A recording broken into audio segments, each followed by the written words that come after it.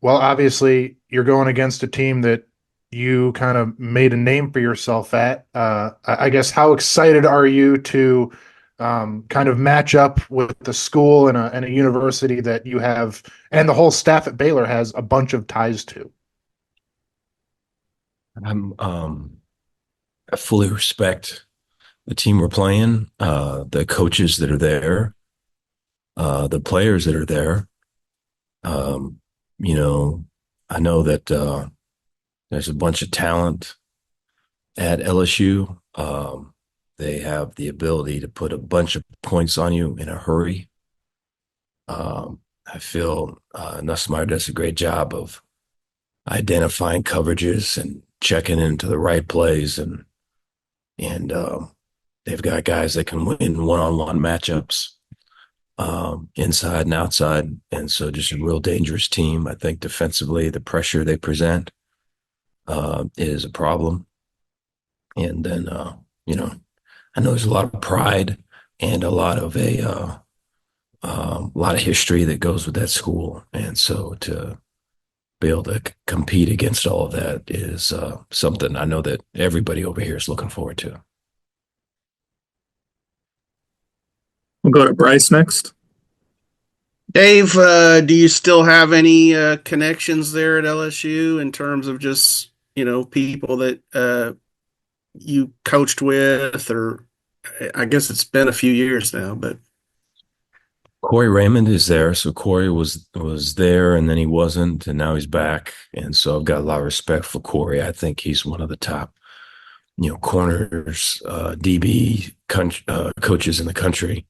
What he does recruiting wise, what he does as a mentor, what he does schematic and coaching wise, I think is as good as it gets. And so it'd be good to see him. Austin Thomas, I believe, is there. Austin was there or the early years when I was there. And Austin's in a GM type role. I'm not sure what his title is, but he's a great thinker and planner and organizer and everything. And so it'll be good to see all those guys. We'll go to Jerry next. Dave, going back to that bye week, was there any particular message, the first bye week, was there any particular message? You're 2-4. What was the message coming out of that week? In looking back at that, I know that obviously there's been here lately a good amount of attention to that week. I think more than anything, there wasn't any panic. There wasn't any doubt. There wasn't any, you know, uh, hey, we have to totally throw this away and do something new. There wasn't any, um, disbelief. I think that's the biggest thing. I think everybody knew um, at that time, I guess you could say right or wrong, everybody knew that we had ourselves a good team and that we had to do, X, Y, and Z better. And these are the steps that we've got to do to do that. And, I think if there was a key, it was that, is that everybody knew that we were a good team. And so that allowed you to stay together and really, so I think what was the next game was the Tech, and they were on a roll and looked really kind of formidable at the time. And so I just think the confidence going into that game um, was pretty strong, and it was built on the confidence going into the bye, the issues that were identified, the work that we did to address the issues. And so, yeah, it helps when guys believe in themselves. They can believe in the team, and they can believe that good things are coming, even if it's kind of sight unseen at the time. Go ahead, Zach. Well, I got a couple here. We've seen a few players head to the transfer portal. Do you expect any more opt-outs for this game or any players that are coming back to not play in this? I imagine there's probably going to be some. I think number wise is always in, to get guys on your team. Um, Guys have to leave your team, and so I think there's guys that want to play more, and there's always the opportunity here, and love it, love it for it to be here, whether it's with Tayshawn or Cayenne or whoever. But that the guys have to be able to see that, and I think there is an element of, hey man, there's some good competition, there's some good depth. Not everybody can play. I think that can be looked at in a certain type of light. I think I would not be surprised if there's one or two or a couple more prior to the game. And then kind of to follow up on that, how important is this game and the extra practices and everything that comes with making a bowl game to the players that are coming back and what you want to accomplish next year? How important is this game for next year? Very important. Yeah, very important. I think, there's elements of the practice that we'll have that are going to be kind of foundational elements. There's going to be guys that are going to be getting reps that they probably weren't getting in the Kansas week, for example. And they're going to be getting a lot more reps, and they're going to be getting work at things that they need work at. And we've got ourselves a really good class of young guys coming in for January, and this allows some of the guys that are here now to get extra reps, to get them in a position to battle and compete for playing time with that class that's coming in, and so I think it's really important. And the not only what we can achieve in this game, but what our depth, if we can raise from a ready level of playing where maybe it's minimal, if we can raise that to a real adequate level with some of our guys that haven't played any, and you feel, hey man, if he gets in the game, we're good to go. I think that's such a huge strength, and we're gonna try give everything we got so that we can reach that type of level going into this game and then headed for next year. We'll go to Bryce and then Jerry. Dave, how much of a benefit is it, playing 3 hours from home, and what are just kind of the advantages maybe of just going down the road to Houston? I think that is one, leaving on, after Christmas, they having the ability to do that and to leave in a mid morning and be there by the afternoon is pretty cool. I think the biggest thing for us is just the fans and to be able to hopefully energize enough people to where we can get a good crowd there. I know LSU considers Houston to be a major hub for their fans, and so to be able to get some people there to support the Bears would be really cool, and we're hoping that we can do that. Dave, you've talked about the roster cuts that are coming, how that might affect the walk-on program. Can you talk about the emergence of Josh Cameron and how important he's been to this team? Yeah, I think that, within every walk-on, within every team, within every team, within every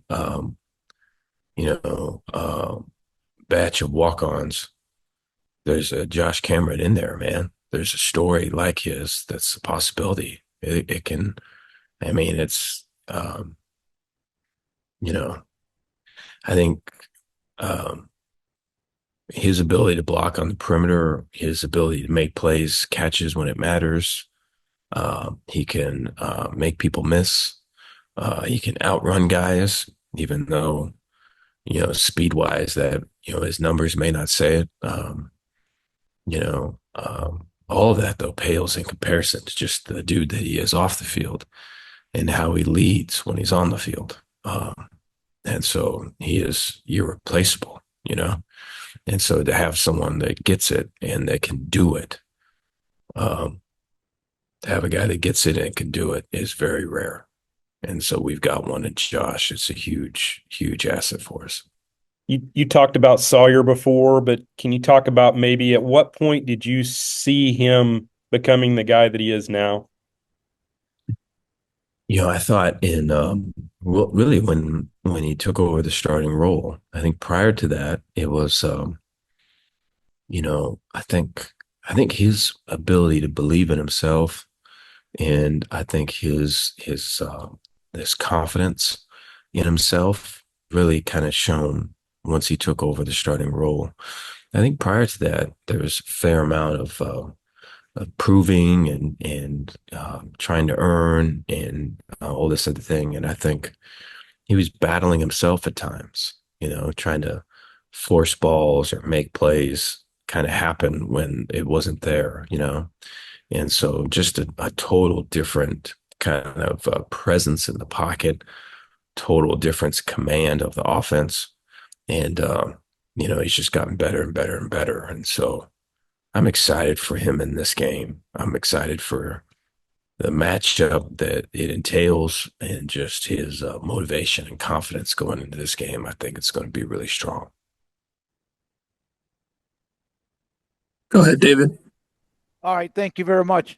Dave, besides the obvious, how important was it to stop the bleeding from the last end of 22 and how 23 finished and getting Baylor football back in a position of being more than just competitive?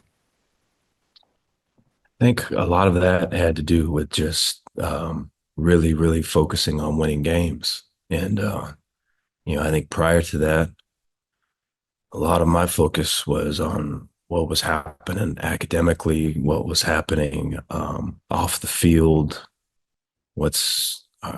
how much hours are we putting into charity work? Are we getting any negative reports from professors? My efforts were really there. And a lot of the stuff that we would do, I'd take this January, February, for an example. We would have, team meetings that all kind of tied into that weren't football. And the difference with this year, starting around more than a year ago now, was that everything was football. And so Smokey, I always hesitated to do that because I just I didn't want to get to where, I don't know, I feel like you're selling out to a degree. And, hey, that's just football wins at all costs and all that. But we did football from the very beginning, and in January, February, and that's all we did. And I think I changed as a result of that. I know that our recruiting efforts reflected that, and you see the results. And so I think it's hard because you want to be able to measure the tenure here of the ups and downs, but really it's like a brand new tenure, this past year with just the focus and the efforts just on winning. So I think to win, it all has to be about winning, and I think that's the big difference. All right, we got time for a couple more. We'll close with Bryce. Dave, we talked to the players after the Kansas game and asked them about going bowling and where they would like to go, and pretty much they were like, wherever. But Bryson did mention that it'd be cool to play an SEC team, if they got that opportunity. What was just sort of the reaction among the guys when y'all learned, it was the Texas Bowl, it was LSU? I mean, what's just kind of been the mindset?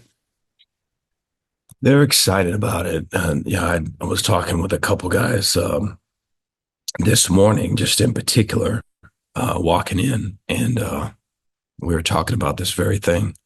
And they're excited about the opportunity to play against a team that they respect, that scouts are going to want to look at in terms of eval.